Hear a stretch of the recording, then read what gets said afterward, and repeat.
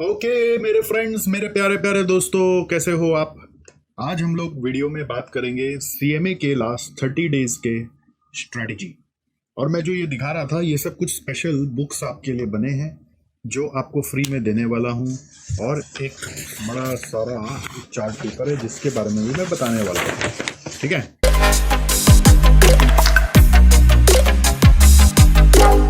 तो देखते हैं आपको क्या क्या चीज़ मिलता है अभी। यहाँ तो सबसे पहले, अभी तक आपने क्या क्या कर लिया उसका पहले लेखा जोखा चाहिए, हिसाब चाहिए कि अभी तक आपने क्या क्या कर लिया। तब ना तो नेक्स्ट 30 डेज की बात आएगी।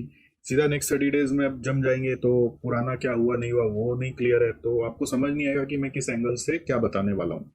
तो मेरा अभी ये मानना है कि राइट नाउ आपने क्लासेस सारी कर ली होगी। ठीक, फिर आपने आईसीएमआई मैट अभी तक सारा रिव्यू कर लिया हर चैप्टर का, और आईसीएमआई के क्वेश्चंस आपने जो भी इंस्टीट्यूट मैट में दिया वो सब अभी कर लिए। ये 3 काम आपने कर लिए जी। ठीक है, ऐसा मैं अज्यूम कर रहा हूँ। अब कर लिए तो 80-20 रूल है, 80% का तो कर ही लिया है। मान लेते हैं 20% अभी भी छूटा हुआ है, तो जो छूटा हुआ है उसको भी अभी फिगर आउट कर लें कैसे मैनेज करना है। और अगर आप एसजेसी में जुड़े हुए हैं मॉक टेस्ट संग्राम में, तो उसका फेज 1 कंप्लीट हो गया, यानी एक एक सब्जेक्ट का 3-3 टेस्ट आपने दे दिया है। उसके पेपर सबमिट हो गए हैं, आपको अपना प्रोग्रेस समझ में आ गया है, अपना माइंडसेट का इशू समझ में आ गया है, एंड अब आप आगे के लिए तैयार हो रहे हो, फेज 2 ऑफ मॉक टेस्ट के लिए भी तैयार हो रहे हो। तो अभी क्या करोगे, सबसे पहले एक ट्रैकर बनाओगे। ट्रैकर का नाम है ब्रॉड प्रोग्रेस ट्रैकर। ठीक है, ये ट्रैकर एक्चुअली एक चार्ट के फॉर्मेट में भी अवेलेबल है ना, दिख रहा है आपको। ये इंटर का भी मैंने निकाला है, ऐसे फाइनल का भी बना हुआ है, फाउंडेशन का भी बना हुआ है, बहुत मेहनत से हमने बनाया है इसको। तो ये ट्रैकर को भी आप फॉलो कर सकते हैं bye way of buying this chart. कैसे बाय करेंगे, इस वीडियो के डिस्क्रिप्शन में लिंक है, या एसजेसी वेबसाइट पे जाएंगे, एसजेसी को कनेक्ट करके आपको मिल जाएगा। बहुत ज़्यादा पैसा नहीं लगता, बस जो चार्ट प्रिंट करने का कॉस्ट और कुरियर का कॉस्ट है वही आपका लगेगा। आप इसको लगा के सामने में और विजुअली अपीलिंग वे में ट्रैक कर सकते हो। या फिर आप बोलते हो नहीं, हमको तो 2 रुपये भी खर्चा नहीं करना, मतलब एग्जाम्पल है कि आपको इसका पैसा खर्चा नहीं करना, तो आप ये बना सकते हो। ठीक है, ये बना सकते हो, मतलब जैसा मैं अभी आपको गाइड कर रहा हूँ, आप अच्छे से ड्रॉ कर लो, कलरफुल वे में कॉपी में बना लो, एक्सेल शीट में बना लो, तो भी आपको समझ में आ जाएगा।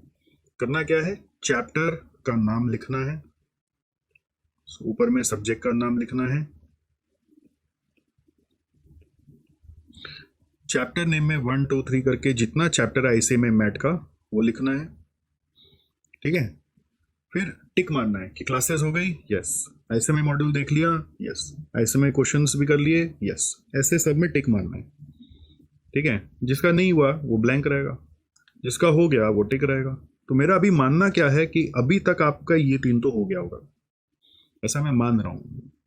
ठीक है, अब जैसा भी है आपका स्टेटस, ये आपको हर सब्जेक्ट का देखना है, चाहे इंटर का सब्जेक्ट हो चाहे फाइनल का।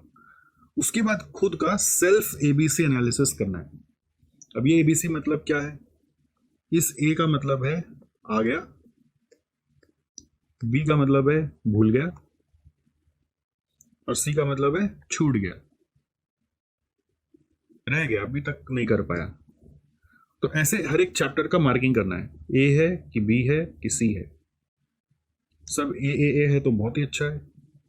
मेरा अनुमान है कि सब ए या बी में होना चाहिए अभी तक, तो मैं क्योंकि अज्यूम कर रहा हूँ, बट कोई कारण से कोई चैप्टर आपका सी में है, तो ऑनेस्टली अपने आप को सी लिख के देना। ऐसा मत सोचना कि जबरदस्ती उसको बी में लिख रहे हैं। जितना ऑनेस्ट रहोगे अपने से उतना आपके लिए इजी रहेगा, राइट।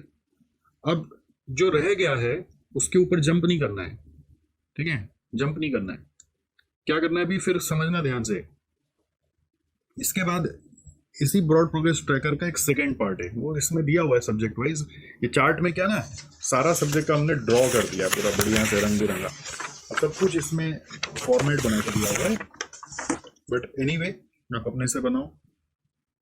सेकेंड स्टेप क्या करना है, यहां तक करने के बाद सेकेंड स्टेप क्या करना है आपको, सेकेंड स्टेप करना है अगर आपने मॉक टेस्ट सीरीज हमारे यहाँ अवेल किया था, अगर किया था या कहीं और भी अवेल किया हो, तो आपने जो भी पेपर दिए, मेरा अभी तक एसजेसी के सिस्टम के हिसाब से आपका एक एक सब्जेक्ट का 3 पेपर हुआ, जिसको हम बोलते हैं part test 1, part test 2, part test 3। उसमें कितना मार्क्स आया वो लिखो, ठीक है, वो मार्क्स लिख दिया आपने। अब उस टेस्ट में क्या क्या मिस्टेक हुए थे, थोड़ा उसको क्वेश्चन और आंसर को लेके बैठ के रिकॉल करो कि क्या क्या गड़बड़ हुए थे। बस ऐसा नहीं कि मेरा तो 50 में 40 आ गया था तो बस सब में पास हो गया, तो अब इस पेपर के बारे में सोचूंगा ही नहीं। ऐसा नहीं, 40 भी आ गया तो 10 क्यों नहीं आया, उसके बारे में थोड़ा चिंतन करेंगे, खोजेंगे क्या इशू हुआ था कि मार्क्स कम आया। क्या क्वेश्चन रॉन्ग सिलेक्ट कर लिया, मतलब होता है ना, हड़बड़ा के क्वेश्चन रॉन्ग सिलेक्ट कर लिया, रॉन्ग सिलेक्शन किया तो टिक मारोगे। नर्वस हो गए थे एग्जाम में, मतलब हाथ फ्रोजन हो गया, पसीना आने लग गया था, बैठा नहीं जा रहा था तो नर्वस हो गए थे। स्पीड मतलब नहीं बैठ रहा था, मतलब होता है ना कि कंप्लीट नहीं कर पा रहे थे। अगर कंप्लीट नहीं कर पा रहे थे तो यहाँ पे टिक मारोगे, ठीक है। याद ही नहीं आ रहा था तो यहाँ पे टिक मारोगे, रिकॉल नहीं हो रहा था। फिर मान लीजिए सब कुछ कर रहे थे लेकिन सिली मिस्टेक्स हो रहा था तो यहाँ टिक मारोगे। नए क्वेश्चन देके घबरा गए तो यहाँ पे टिक मारोगे। फिर मान लीजिए हैंडराइटिंग नहीं बैठ रही थी, हैंडराइटिंग नहीं बैठ रही थी इसका मतलब क्या है कि गंदा हैंडराइटिंग हो रहा था, पता नहीं बहुत दिन के बाद लिखने बैठे, मॉक टेस्ट दिया तो ये उनके लिए बात हो रही है जो लोग मॉक टेस्ट दिए थे, तो उनको ये भी चेक करना है कि हैंडराइटिंग कैसी थी। बस अच्छी थी कि खराब थी, बस उतना ही जज करना है, वो रेटिंग नहीं देना है कि 10 में 8 दूंगा 7 दूंगा, उतना नहीं दिमाग लगाना है। प्रेजेंटेशन ओवरऑल आंसर्स का कैसा था, मतलब झिक झिक झिक झिक करके कर रहे थे, कभी इधर कभी उधर कभी इधर, है ना, या फिर एकदम क्लियरली इलेबोरेटेड वे में हेडिंग देकर अंडरलाइन करके सब अच्छे से करवा रहे थे। तो प्रॉब्लम कहाँ पे हुआ वो देखना है। एक और होता है कि ओवरऑल पेपर कंप्लीट हुआ था क्या, एक और पॉइंट है कंप्लीशन का, तो 9 पॉइंट है, तो कंप्लीट हुआ था क्या पूरा पेपर। तो स्पीड और कंप्लीशन कई बार कनेक्टेड होता है, और कई बार कंप्लीशन का करने रीजन स्पीड नहीं होता है, रिकॉल वाला भी इशू होता है कि जितना किया हो तो स्पीड में किया बट फिर भी कंप्लीट नहीं हुआ, ऐसा भी होता है। तो इसलिए कंप्लीशन भी एक पॉइंट है। तो ऐसा आपको देखना हर सब्जेक्ट में जिसमें जिसमें आपने टेस्ट दिया था कितना मार्क्स आया, और जो मार्क्स नहीं आया उसका कारण ये सब में से क्या है।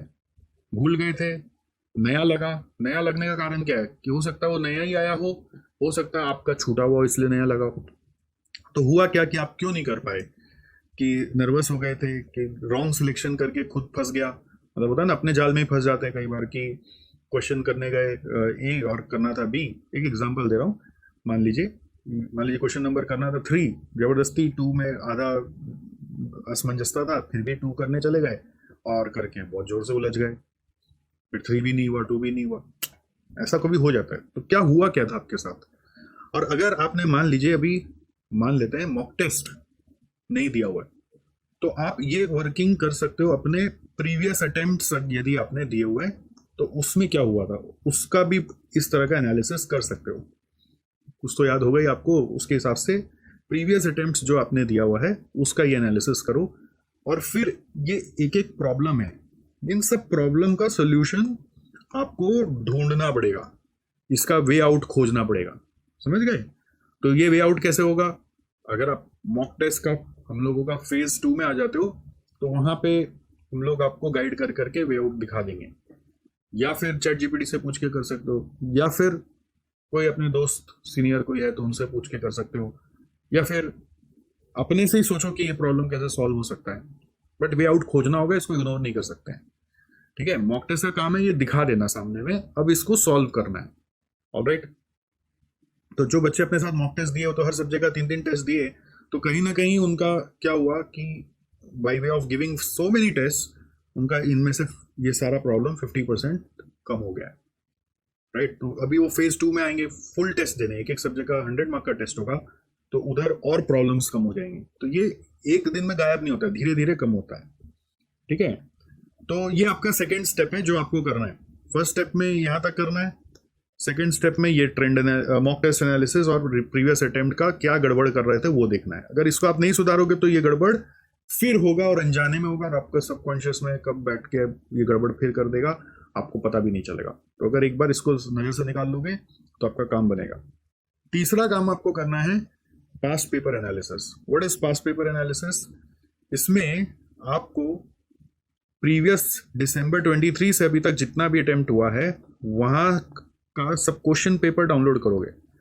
क्या डाउनलोड करोगे? सजेस्टेड आंसर नहीं, क्या डाउनलोड करोगे? क्वेश्चन पेपर डाउनलोड करोगे। कितना अटेम्प्ट होगा? 4 ही अटेम्प्ट है अभी तक, इसके पहले का कोई जरूरत नहीं है, बस ये 4 का करोगे। ठीक है, ये 4 का अटेम्प्ट का डाउनलोड करके आप इसका एबीसी एनालिसिस करोगे। इसका एबीसी एनालिसिस क्या होता है, इसके ऊपर पहले भी वीडियो बनाए हैं, अभी वापस बता दे रहे हैं। एक सर्जिकल स्ट्राइक का वीडियो हमारे यूट्यूब में मिलेगा, आप उसको देखोगे तो आपको समझ में आ जाएगा।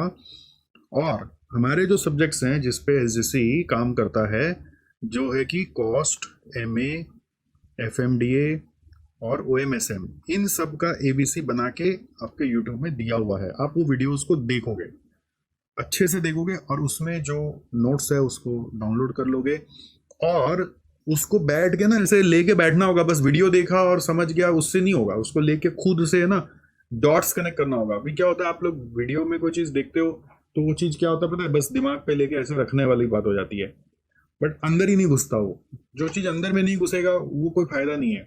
अंदर में क्या घुसता है, जैसे कि कोई चीज़ बिना देखे जब पूरा कर पाए तब समझो कि वो अंदर में घुस गया, डॉट्स जुड़ गए, फिर उससे जुड़ा हुआ कुछ सिमिलर सिचुएशन भी आएगा तो आप कर पाते हो। तो मेरा पर्पस ये था सर्जिकल स्ट्राइक का वीडियो बनाने का, मतलब कि आप अपने से एबीसी करो। बट मैं देखा कि यार स्टूडेंट लोग तो स्टूडेंट ही है, वो कर ही नहीं रहा अपने से, तो फिर मैंने अपने यहाँ पर राइल भैया हैं उनके साथ बैठ के इंटर का बनवाया और फिर फाइनल का खुद उनके साथ मिलके बना के खुद रिकॉर्ड करके आपको दिया है, इंटर फाइनल दोनों का। तो फाइनल का भी एससीएम का, एसएफएम का और एसपीएमबीवी का ये मैंने आपको ऑलरेडी दे दिया इतना सारा। ठीक है, तो ये सब बना के दे दिया, तो उसको स्टडी करना है। उसको स्टडी करके आपको स्ट्रेटजी निकालना है कि आप अपने आने वाले एग्जाम में कौन सा चैप्टर अच्छे से करोगे और अपने मतलब दूसरा स्ट्रेटजी निकालोगे कि आप कौन सा टॉप 6 क्वेश्चंस, रादर मैं पहले बोलूं तो फर्स्ट आप है ना टॉप 6 क्वेश्चंस को खोज के निकालोगे, जिसको आपको करना है। एग्जाम में आपका क्या होता है, 7 क्वेश्चन आता है, उसमें से 5 करना होता है। तो 7 में जब अपने 5 कर रहे हैं तो आप 5 ही प्रिपेयर करके जाओगे, ऐसा नहीं करोगे। आप कितना प्रिपेयर करके जाओगे? 6 प्रिपेयर करके जाओगे और उसमें से फिर एग्जाम हॉल में 5 करेंगे। मतलब आप एक अभी भी निगलेक्ट करके जा सकते हो। 7 के आने वाला है, 6 प्रिपेयर करके गया, 5 कर लेना। उसमें खाली एक ही रिस्क है कि जो एक छोड़ रहे हो उसका जो रिलेटेड चैप्टर्स है, जो एक क्वेश्चन छोड़ रहे हो ना उसका रिलेटेड चैप्टर्स है, वो रिलेटेड चैप्टर्स का एमसीक्यू जरूर करना है। उसका एमसीक्यू इज मस्ट। 1 क्वेश्चन जो आप लीव कर रहे हो उसका रिलेटेड चैप्टर का एमसीक्यू तो करना ही करना है, अगर आप वो चैप्टर नहीं पढ़ रहे हो तो, क्योंकि आपको पता चल जाएगा एबीसी एनालिसिस देखकर कि कौन सा चैप्टर से कब कहाँ पे आता है। अगर आपको ये मालूम पड़ गया तो टॉप 6 का प्रिपेयर करोगे, एक क्वेश्चन छोड़ सकते हो, रिलेटेड चैप्टर जो भी छोड़ रहे हो उस क्वेश्चन का उसका एमसीक्यू तो करोगे। फिर आप अपना लिस्ट ऑफ चैप्टर्स आइडेंटिफाई कर लोगे कि कौन कौन सा और आपको अच्छे से पढ़ना है, जिसमें आपका स्टेटस अभी चल रहा है ए, बी और सी, जो ऊपर में अभी हमने यहाँ पे लिंक किया।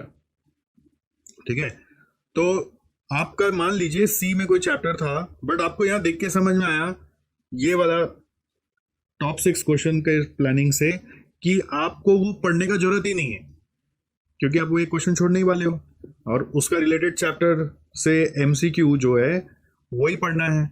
तो आपको यहाँ पर उतना वजन नहीं देना पड़ेगा, उसका डर आपको रखने का दरकार नहीं है। बट कोई चैप्टर यदि आप मान लीजिए यहाँ पे टॉप 6 में इंक्लूड कर रहे हैं और वो अभी भी सी में, तो वो पढ़ने का दरकार है। समझ गए? कैसे पढ़ेंगे वो बताएंगे, बट आपको बताया कि टॉप 6 क्वेश्चन सिलेक्ट करके उसका रिलेटेड चैप्टर का आपको सब कुछ करना है, और जो चैप्टर छोड़ रहे हो उससे रिलेटेड जो क्वेश्चन छोड़ रहे हो उसका एमसीक्यू तो करना ही, क्योंकि एमसीक्यू में पॉसिबल नहीं है।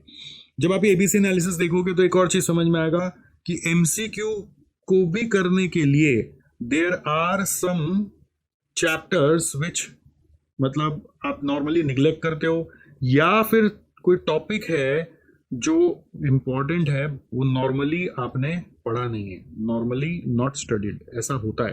तो आपको ये देख लेना है कि एमसीक्यू के लिए आप ठीक से एनालिसिस किए हैं कि नहीं किए हैं, और इन एमसीक्यू को भी कवर कैसे करना है वो भी आपको बताते हैं।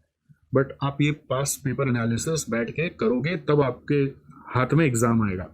जो बच्चे नहीं करते उनका हाथ में ना एग्जाम नहीं आता, वो बस जैसे तैसे एग्जाम खाली समय काटने के लिए दे रहे हैं। ये करने से पेपर ऐसे ग्रिप में आ जाएगा, आपको लगेगा अब मेरे को सब पता है। ठीक है, तो आप क्या करोगे, ये पास पेपर एनालिसिस करने के बाद आपका एक और काम है, एनालिसिस करने के बाद पढ़ाई करना है। कैसे पढ़ाई करना है? टॉप 6 क्वेश्चन को लेकर। ये टॉप 6 क्वेश्चन है हमारा ब्रह्मास्त्र स्ट्रेटजी। तो कभी मैं बोलूंगा ब्रह्मास्त्र लगाना, मतलब आपको क्या करना है, टॉप 6 क्वेश्चंस पे काम करना है। ब्रह्मास्त्र लगाना मतलब टॉप 6 क्वेश्चंस पे काम करना है, और उस पे क्या करना है, चैप्टर का एनालिसिस निकाल के देखना है कि वो आपका ये था कि बी था कि सी था, वो कहाँ से मिलेगा, वो यहाँ से मिल जाएगा। ठीक है, अब इसके बाद क्या करना है समझो, ध्यान से समझो। जो चैप्टर आपका ए कैटेगरी का है उसका एरियल व्यू नोट्स सिर्फ पढ़ना है। एरियल व्यू नोट्स माने एक तरह का समरी नोट्स। समरी नोट्स क्या है, जैसे अगर आपने मेरा कॉस्टिंग एक्सप्रेस मैराथन देखा है तो ये देखिए ब्लैंक दिखा रहा है, कॉस्टिंग एक्सप्रेस मैराथन, ये ऐसा कुछ नोट्स है जो बना के आपको डाउनलोड में दिया हुआ है। मतलब एक्सप्रेस मैराथन का वीडियोस देखोगे, इंटर में बता रहा हूँ, ऐसा फाइन एफएम का भी है, ऐसा ओएम का बस इसी आने वाले समय में 1-2 दिन में लॉन्च हो जाएगा, और ऐसा हमारा एमए का भी है, और ऐसा एससीएम और एसएफएम का भी है, एसपीएमबीवी का भी है। और एसपीएमबीवी जो आप पढ़े हो मेरे से अगर, तो मैंने तो आपका खुद का ही बनवा दिया। एससीएम एसएफएम का थोड़ा मोटा है क्योंकि उसमें कंटेंट ज़्यादा है, बाकी सबका छोटा छोटा है। तो ये समरी नोट्स हमारे तरफ से अगर आपको लेना है तो सॉफ्ट कॉपी में आप फ्रीली अवेल कर सकते हो। एसजीसी के फ्री नोट सेक्शन से, वेबसाइट से जाके डाउनलोड कर लो। एसजीसी वेबसाइट में फ्री नोट सेक्शन से डाउनलोड कर लो, प्रिंट आउट करा लो और उससे पढ़ो। अपना बनाया हुआ है तो बहुत ही अच्छा है, सेल्फ वाला का तो कोई मुकाबला ही नहीं है। और अगर नहीं बना हुआ है, दोनों मान लीजिए आप बोलते हैं हम तो यहाँ से भी नहीं करेंगे और ये भी नहीं लेंगे, तो क्या होगा तब आपका ना रिवीजन कभी भी ए का होगा नहीं। आप अगर क्लास नोट्स पे डिपेंडेंट रहोगे कि ये टॉपिक आ गया अच्छे से, अब क्लास नोट्स पढ़ लेंगे बाद में, तो एग्जाम हॉल में रिकॉल नहीं होगा आपको। आपको एग्जाम हॉल में यदि रिकॉल करना है तो आपको इंश्योर करना है कि आप ये चीज वापस से देख के जाएंगे। अगर वापस से देखना है, पूरा देखने जाओगे तो इसमें टाइम चला जाएगा। तो एरियल व्यू नोट्स से देख के जाना है। तो एरियल व्यू नोट्स खुद का बनाना है, और समरी नोट्स आप मेरा वाला भी ले सकते हो, मेरे सब्जेक्ट का, बाकी सब्जेक्ट का, बाकी टीचरों का ले सकते हो जिसका आपके पास अवेलेबल है। अब ये जो सेल्फ नोट्स की बात हो रही है, ध्यान दीजिए, ये जो सेल्फ नोट्स की बात हो रही है, इस सेल्फ नोट्स में कुछ बच्चों का ये कहना है कि सर अभी हम अपने हिसाब से बनाएंगे ना तो टाइम इतना ज़्यादा लग जाएगा कि हम तो कंप्लीट ही नहीं कर पाएंगे, तो इसका क्या उपाय है। तो मैं आपको समरी नोट्स बनाने का एक छोटा सा टेक्निक बता दे रहा हूँ। टेक्निक क्या है कि आप क्या करोगे, ऐसे चैप्टर नेम लिखोगे। एग्जाम्पल में मटेरियल कॉस्टिंग है ना, एक पेज लोगे प्रॉपर, उसमें ऊपर में हेडिंग लिखोगे मटेरियल कॉस्टिंग। अब आपको बस अपना नोट्स का पन्ना पलट पलट के देखना है कि इसके अंदर कितना टॉपिक सर ने पढ़ाया है, समझ गए। तो उस टॉपिक का ब्रांच का नाम लिखोगे। जैसे मान लीजिए लैंडेड कॉस्ट निकालना सिखाया, जितना काम का है आपको अभी तक पता चल ही गया होगा कि बहुत सारा चीज़ ऐसा भी पढ़ाते हैं सर जो मैट में दिया हुआ बट काम का नहीं है, तो हटा दो। तो लैंडेड कॉस्ट है, फिर मान लीजिए ईओक्यू है, फिर मान लीजिए स्टॉक लेवल्स है, फिर मान लीजिए स्टोर लेजर कार्ड है, फिर मान लीजिए कुछ आपका थ्योरी है, एक एग्जाम्पल, कितना इतना चीज़ आपको पढ़ना है। अब लैंडेड कॉस्ट है तो क्या करना है, अगर यहाँ पे जगह ऐसे पॉसिबल हो पाता है, छोटा चैप्टर में पॉसिबल हो पाएगा, बड़ा चैप्टर में नहीं हो पाएगा। तो लैंडेड कॉस्ट है तो लैंडेड कॉस्ट को बीच में लिखा, फिर इसका भी स्प्लिट निकाल दिया, समझ गए। फिर ईओक्यू है, ईओक्यू को बीच में रखा, फिर इसका भी स्प्लिट निकाल दिया। फिर स्टॉक लेवल्स है, स्टॉक लेवल्स को बीच में रखा, इससे भी जुड़ा हुआ जितना चीज़ है सबको लगा दिया, और इसका जो भी चीज़ है यहाँ पे खाली नाम लिखो। अंदर में फॉर्मूला अगर याद है तो मत लिखो, फॉर्मूला याद नहीं है तो फॉर्मूला लिख लो, स्टेप्स याद है तो मत लिखो, स्टेप्स याद नहीं है तो लिख लो, जो याद नहीं है उसका थोड़ा डिटेल लिख लो। थ्योरी का कर रहे हो तो जैसे लॉ का कर रहे हो तो यहाँ पे आप हेडिंग लिखेंगे, यहाँ पे सेक्शन नंबर लिखेंगे। बहुत सारा सेक्शन है तो ग्रुप ऑफ सेक्शंस बनाएंगे, 1 to 10, 11 to 20, something like that. फिर से 1 to 10 को ब्रेक करेंगे, सेक्शन याद है, बहुत अच्छी बात है। सेक्शन को याद किया हुआ, कोई कोड बना के याद किया है तो कोड लिख लो, फॉर्मूला बना के याद किया तो फॉर्मूला लिख लो। अगर सब कुछ अच्छे से याद है तो खाली नाम लिख लो। हेडिंग देखने से भी है ना याद आ जाता है, फेमिलियरिटी आ जाती है, और ये एरियल व्यू नोट्स का काम है। जैसे अपने जब गूगल मैप में कोई जगह डालते हैं तो ए से बी जाने के लिए दिखाता है ना जूम आउट व्यू में कि यहाँ से जाके पहुंच सकते हो, तो वो देखने से पूरा रास्ता दिखना नहीं पड़ता है, पता चल जाता है कैसे कैसे जाना है। इतना उसमें दिमाग लगाया है। और यही अगर सीधा बोलता है नहीं हम पूरा ऐसे नहीं दिखाएंगे आपको कहाँ से कहाँ पे आपको जाना है, आपको सीधा बस बोलेंगे चलो स्टार्ट करो, तब लेफ्ट राइट बताएंगे, वैसे मजा नहीं आएगा, क्योंकि सबको लेफ्ट राइट क्यों देखेंगे, यहाँ से पूरा व्यू देखने से पूरा समझ में आ जाता है। तो ये एरियल व्यू नोट्स आपको ऊपर से पूरा व्यू दिखा दे रहा है, तो मिनिमम टाइम में एक व्यू मिल जाने से आपका जो अच्छा है वो और अच्छा रहेगा। ठीक है, तो ये एरियल व्यू नोट्स से ए का रिवाइज करोगे। बी जो है, बी कैटेगरी में कोई चैप्टर है और आपको पता है कि आपका टॉप 6 का पार्ट है तो करना तो पड़ेगा ही, बट कैटेगरी बी है, बी मतलब थोड़ा थोड़ा भूल गए तो उसका क्लास नोट्स को लेके अच्छे से रिवाइज करोगे। क्लास नोट्स पे एकदम बैठ जाओगे, एक एक कॉन्सेप्ट को पढ़ोगे और उसमें जो एग्जाम्पल्स दिए हुए हैं उस एग्जाम्पल को कैलकुलेटर में करोगे, कैलकुलेशन वाला है तो, और देखोगे ज़्यादा से ज़्यादा बिना देखे कितना और याद आ रहा है, या फिर जो याद नहीं है उसको ढक के याद करने का भी कोशिश करोगे। तो ये क्लास नोट्स है आपका बी नंबर, जो आपको फॉलो करके करना है। बी नंबर आपका क्या है? क्लास नोट्स है जो आपको फॉलो करके रिवाइज करना है। क्लास नोट्स के बाद फिर वापस वो ए में आ जाएगा, और फिर ए में आ जाएगा तो वापस उसका एरियल व्यू नोट्स तो चाहिएगा ही चाहिएगा। ठीक है, तो क्लास नोट्स बेस्ड रिवीजन करना है, क्लास नोट्स बेस्ड रिवीजन करना है। अब अगर सी में आ गए तो सी की बारी क्या होगी? सी में जब जाएंगे तो इसके लिए अब वीडियो का सपोर्ट लगेगा, मतलब आपके पास अगर वीडियोस हैं तो वो देखो, अगर वो नहीं है तो यूट्यूब में मैराथन देखो और उससे उसका कवरेज करो। तो सी को इस तरह से वीडियो देखकर बी के लेवल पे लाया जाएगा। फिर उस बी का क्लास नोट्स को देखो वापस तो वो ए में आएगा, और फिर उसका आप एरियल व्यू नोट्स करोगे तो रिवीजन कंप्लीट होगा। तो ये सिस्टम है। सर इसमें तो बहुत टाइम लगेगा, तो भाई मेरा अनुमान है कि अभी सी में तो 1-2 टॉपिक ही होगा, बी में थोड़ा ज़्यादा टॉपिक होगा, ए काफ़ी 20-30% ए में भी आ ही गया होगा, तो बी में थोड़ा टाइम देना है, सी में थोड़ा टाइम देना है। अभी बस ए पे आपको एरियल व्यू नोट्स से खाली पलट के देखना है, एरियल व्यू नोट्स नहीं है तो ये बनाना पड़ेगा। ठीक है, तो ये आपका प्रिपरेशन स्ट्रेटजी है ब्रह्मास्त्र का। आपको इंश्योर करना है कि by the end of your exam at least ये जितना चैप्टर्स है यहाँ पर, ठीक है, इन सब में अपना कॉन्फिडेंस लेवल भी आप जरूर मार्क करें। कॉन्फिडेंस लेवल क्या है? 100% तक का, 0 से 100% तक का रेंज में 1% डालें अपने मन से, 70, 80, 90, 95, 85 जो भी आपका मन कर रहा है, आपका आत्मा गलत नहीं बोलता है, 50%, 60%। तो आपको क्या देखना है कि 50% of chapters should be at a confidence of 80%, नहीं तो आपका एग्जाम में थोड़ा सा चैलेंजेस रहेगा। तो ये आपको इंश्योर करना है। अब ये पेंसिल से बनाते रहो, मार्क करते रहो, अपडेट करते रहो, ये तरीका है, समझ गए? पेंसिल से बनाते रहो, मार्क करते रहो, अपडेट करते रहो, ये आपका तरीका है। अदरवाइज आप मान लीजिए एक दिन में आज बोलेंगे आज ये कॉन्फिडेंस है, तो जरूरी नहीं हमेशा ये कॉन्फिडेंस हो। आप जब जैसे जैसे रिवीजन करोगे वैसे वैसे कॉन्फिडेंस बढ़ जाएगा। आपको ये देखना है कि 50% ऑफ चैप्टर्स का 80% कॉन्फिडेंस लेवल होना चाहिए। और 50% चैप्टर्स कौन सा? जो आपका ब्रह्मास्त्र से लिंक्ड है। ब्रह्मास्त्र मतलब वो टॉप 6 क्वेश्चन से लिंक्ड है। सर एग्जाम में तो 5 ही करना है, हाँ, लेकिन प्रिपेयर टॉप 6 का करके जाएंगे जिससे कि कोई भी 5 अपने कर पाए। समझ में आया आपको बात, है ना? तो ये आपका आने वाला 30 डेज का प्लान है।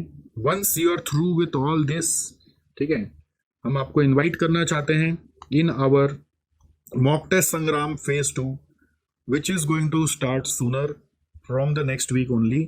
So even if you miss that, you can give it an unscheduled manner. मतलब आप डेट पे नहीं दे पा रहे हो तो अनशेड्यूल्ड वे में भी दे सकते हो। सो आप प्लीज़ इसका इंक्वायरी वगैरह कर लीजिए, SJC में कॉल करिए और इसमें इनरोलमेंट करने का कोशिश करिए, क्योंकि यहाँ पर आपको 3 घंटे का जब पेपर मिलेगा ना हाथ में, तो आपका जो नस नस खुलेगा और वो 3 घंटा लिखने से जो दिमाग चलेगा उसका कोई मुकाबला नहीं। क्योंकि हम लोग आपको पेपर देंगे, आंसर तो अभी नहीं देंगे, आंसर तो बाद में देंगे, तो बिना आंसर के पेपर करना एक अपने आप में चैलेंज है। हालांकि यहाँ पर भी मैंने आपको यही करने बोला है कि आप ये जब पेपर को देख लोगे, ये वाला इसका एबीसी कर लोगे, एबीसी के बाद सारा पैटर्न पता लगा लोगे, तो उसके बाद आपको ये इसमें कौन कौन सा क्वेश्चन नया लगा जो आपने मतलब कभी किया ही नहीं, कहीं देखा ही नहीं, उसका भी लिस्ट बनाना है। उसका भी लिस्ट बनाना बहुत ज़रूरी है। और उन नए क्वेश्चंस को लेकर आप मान लीजिए क्या स्ट्रेटजी लगा रहे हो कि आप उसको अटेम्प्ट कर पाए थे कि नहीं कर पाए। मतलब जब आप पास्ट पेपर एनालिसिस करें तो नया क्वेश्चन को लेकर इग्नोर मार दिए कि नए क्वेश्चन को अटेम्प्ट करके देखा और वो हुआ कि नहीं हुआ। मतलब कुड डू कि could not do, attempt not attempt नहीं बोलेंगे, कुड डू कि कुड नॉट डू। आपको ये भी एक अपना स्ट्रेटजी के ऊपर चेक करना है कि ये नए क्वेश्चन क्या क्या आए थे और हम इसको कर पाए कि नहीं कर पाए। तो ये सारा जो आपको मैंने बताया, उन सबको बताने के बाद आपको पास्ट पेपर पे ये पूरा चेक करना है। इसके लिए सारा पास्ट पेपर को खाली देखना नहीं है, देखने के बाद फिर सॉल्व भी करना है। ये सॉल्व करने के बाद जब आप मॉक टेस्ट देने आते हो तो आपको पता चल जाता है कि आप कहाँ पे खड़े हो। तो आने वाले समय में बहुत काम है। मतलब ऐसा नहीं है कि आपको बस खाली पन्ना पलटना और हो जाएगा। आपको लग रहा है कि तो बहुत ज़्यादा है, हम तो इतना कर ही नहीं पाएंगे, ऐसा भी नहीं है। सो करने बैठते हैं तो जैसे ये जो है ना बीपीटी चार्ट वगैरह, ये पूरा का पूरा आधा दिन में सारा सब्जेक्ट का बन सकता है। ठीक है, आधा दिन से ज़्यादा नहीं लगेगा।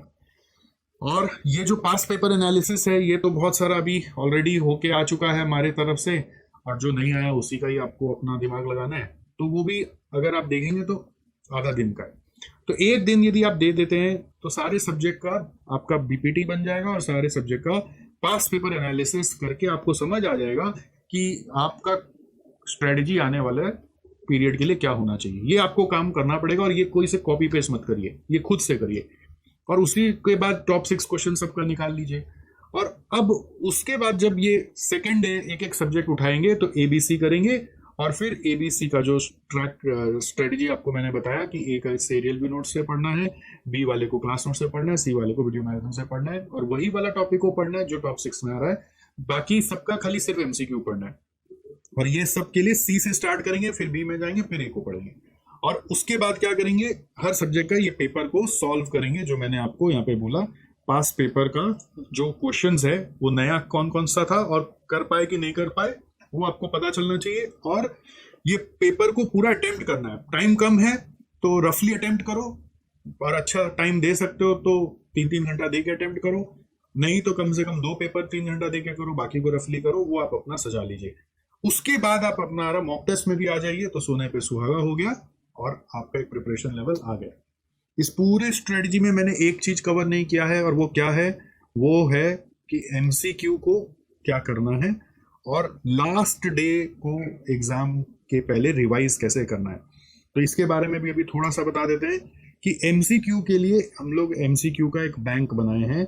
एमसीक्यू वीडियो बुक है बेसिकली, वो एमसीक्यू बैंक मतलब एमसीक्यू बुक है। और उससे अगर आप हमारे सब्जेक्ट्स को पढ़ लेते हो तो उसमें से ही आपका सब छप जाएगा, आपको और कहीं जाने का दरकार नहीं है। ये सब आपको फ्री नोट्स में मिल जाएगा, आप डाउनलोड कर लीजिए और उससे पढ़िए। बहुत सारों का वीडियो भी ऑलरेडी यूट्यूब में जा चुका है, जो नहीं है वो अभी नहीं है, बना रहे हैं, टाइम लगेगा, वेट मत करिए, आप अपना पढ़ाई चालू करिए। और ये करना चाहिए मेरे हिसाब से आपको लास्ट 10 डेज में, ठीक है। और लास्ट डे रिवीजन के लिए 2 चीज लगता है, एक एरियल व्यू नोट्स लगता है, तो मेक श्योर हर चैप्टर का आपका एरियल व्यू नोट्स हो, और दूसरा एक लास्ट डे का रिवीजन का क्वेश्चन लिस्ट होता है। Last day revision question list. तो क्वेश्चन लिस्ट मतलब चाहे थ्योरी हो चाहे प्रैक्टिकल हो, आपने जब इतना पढ़ाई किया होगा यहाँ पर तो आपको पता चल गया होगा कि कौन कौन सा क्वेश्चन में आप अभी भी फंस जाते हैं, उसका कुछ ना कुछ भूल जाते हैं। तो उसका लिस्ट बनाना है, चैप्टर नेम लिखकर, क्वेश्चन नंबर, पेज नंबर सब लिखकर, जिससे कि हम अपने एग्जाम के पहले फिर उसको देख पाए। तो ये मेन एग्जाम के पहले पहले हो जाना चाहिए। और हमने तो अपने स्टूडेंट्स को मॉक टेस्ट फेज 2 का जब ओरिएंटेशन दिया अभी, तो उसमें ही बता दिया है कि ये काम आपको मॉक टेस्ट फेज 2 के पहले इंश्योर करना है कि एरियल व्यू नोट्स और last day revision question list हर चैप्टर का रेडी हो जाए, हर सब्जेक्ट का रेडी हो जाए, जिससे कि आप ये वाले टेस्ट में ही एग्जाम का पूरा फील लेकर समझ जाओ। भले ही एमसीक्यू अभी नहीं हुआ तो वो बाद में कर लेंगे इस मॉक टेस्ट फेज 2 के बाद। ऐसा हमने अपने स्टूडेंट्स को भी गाइड किया है। तो this is how you have to move ahead इसके अलावा साइकोलॉजिकली भी कई सारी बातें हम लोग करते हैं कि ये लास्ट 1 मंथ है, तो भैया अपना हेल्थ का, डाइट का बहुत ध्यान रखिए। चिप्स चपाटी ज़्यादा मत खाइए, एकदम घर का खाना खाइए, लिमिटेड फूड खाइए, पेट भर भर के मत खाइए कि भाई नींद आ जाए, है ना। मम्मी का प्यार को थोड़ा सा कंट्रोल करिए, अपने स्वाद को कंट्रोल करिए, लिमिटेड फूड पे आ जाइए। जूस, वेजिटेबल्स दिन में एक बार कोशिश करिए कि ब्रेकफास्ट में या लंच में सिर्फ जूस या वेजिटेबल्स ही खाया जा रहा है या सूप ही पिया जा रहा है, तो इससे आपका बॉडी फैलेगा नहीं, माइंड ज़्यादा काम करेगा। दूसरा, हाइड्रेटेड रहना है, दिन में 2 से 3 लीटर पानी पीना है, किसी भी तरीके से पीना ही पीना है, नहीं तो पता नहीं बैठे बैठे कौन सी बीमारी आप और इनवाइट कर रहे हो, जो कि अपना रंग दिखाएगी एग्जाम हॉल में जाने के समय। तीसरा पॉइंट है, कोई भी इमोशनल स्ट्रेस नहीं लेना है। दुनिया जाए भाड़ में, समझ गए। घर में चिल्ला चिल्ली हो रहा, होने दीजिए, आप इंडल्ज मत होइए। कोई आपको गाली दे रहा है, बोलिए बाद में बात करेंगे तेरे से। कोई आपको चिल्ला रहा है, मार रहा है, धक्का दे रहा है, सब चीज को एक बार इग्नोर कर दीजिए। एकदम साधु सन्यासी की तरह भजन जो कर रहा है वो करे जा रहा है, उसको कोई मतलब नहीं है दुनिया में। उसी तरह से आप भी साधु सन्यासी या तपस्वी वगैरह भी नहीं बनेंगे तो बुरा फंस जाएंगे। और चौथा, सबसे important, no use of mobile phones unless you are watching videos from it for the classes. खाली आपको क्लासेस करने के लिए अलाउड है, एक्सेप्ट फॉर क्लासेस, और किसी चीज के लिए अलाउड नहीं है। और क्लासेस भी किसका, वो स्ट्रेटेजी के हिसाब से। अब मेरे पास कल एक क्वेरी आया एक बच्चे का कि सर जब आप लोग वीडियो में करा रहे थे तो सब हो रहा था, और अभी जब मॉक टेस्ट में करने आए तो हो नहीं रहा है, अभी जब अपने से भी रिवीजन कर रहे हैं तो सम्स बन नहीं रहा है, ऐसा क्यों हो रहा है। फिर वीडियो देखते मैराथन का तो उसके बाद उसमें सब बनने लग जाता है। तो कुछ बच्चे क्या कर रहे हैं ना, सिर्फ जो सामने दिख रहा है उतना ही समझ रहे हैं और वो समझ समझ के कर ले रहे हैं, है ना। अपने से ब्रेन में वो डॉट्स जोड़ नहीं रहे हैं कि वो सर ने क्या सोचकर वो सम में क्या बोला था और उससे कारण क्या ऐसा किया जिससे सम्स हो गया, और मैं ऐसा क्या करूं अपने दिमाग में बिना देखे जिससे कि मेरे से ये हो जाए। तो वो तरीका ग्रैब नहीं कर रहे हैं। वो क्यों हो रहा है? बिकॉज आप मोबाइल में डूबे पड़े हैं, जो दिखा रहा है बस वही बोले। बोले ना, कई बार रील आता है ना कि सामने वाला 2 आदमी जो है सिर्फ चैट जीपीटी से ही पूछ के बात कर रहा है, और कैसे हो तो पूछ रहा है, और कैसे हो का रिप्लाई क्या करें, तो बस वही रिप्लाई कर दे रहा है। तो सामने वाला भी जो रिप्लाई कर रहा है उसके हिसाब से चैट जीपीटी को पूछ रहा है और फिर वो रिप्लाई कर रहा है। तो अगर ऐसा करोगे तो अपना दिमाग तो ऑफ हो गया। तो वैसे ज्यादा वीडियो मैराथन देख देख के ही खाली रिवाइज कर रहे हो तो अपना दिमाग ऑफ हो गया, तो आपसे काम बनेगा नहीं। पास होने का 2 ही गुरु मंत्र है। क्या गुरु मंत्र है? एक मेमोराइज और दूसरा प्रैक्टिस। अगर आप मेमोराइज नहीं कर रहे हैं अपना थ्योरी को, अपना स्टेप्स को, प्रैक्टिकल में भी मेमोराइज करना पड़ता है स्टेप्स को, फॉर्मूला को, और सम्स का प्रैक्टिस नहीं कर रहे हो। अगर थ्योरी है तो उसका क्वेश्चन का एक 2 आंसर का राइटिंग प्रैक्टिस नहीं कर रहे हो, हर चैप्टर में कम से कम 1-2 का करना है, तो आप समझ लीजिए फिर से अटेम्प्ट लग जाएगा, उसका कोई उपाय नहीं है। और अगली बार जब इसको सुधारोगे तो पास हो जाओगे। यही तरीका है। आप बोलोगे टाइम नहीं मेरे पास, इतना कम टाइम में मैं कैसे करूं, तो आपको कोई अभी एग्जाम देने बोला भी नहीं था। आपको पूरा कॉन्फिडेंस लेके जाना है जिससे कि आप एग्जाम में पास हो जाए। That is how it is suppose to be, and this is only the message I want to give. I hope it helps. I hope you will implement the pointers given here, and if again any other query is there, if you are connected with me, do not hesitate to ask your queries, and I will wish you all the best. और हो सके तो video please सिर्फ अपने तक नहीं रख के आप कोई ग्रुप में अगर हैं तो शेयर जरूर करिएगा, तो क्या थोड़ा हमें भी हिम्मत मिलता है कि आपके लिए सब कंटेंट बनाते रहना है, राइट? तो that's all now. For the time being, all the best. I will see you soon.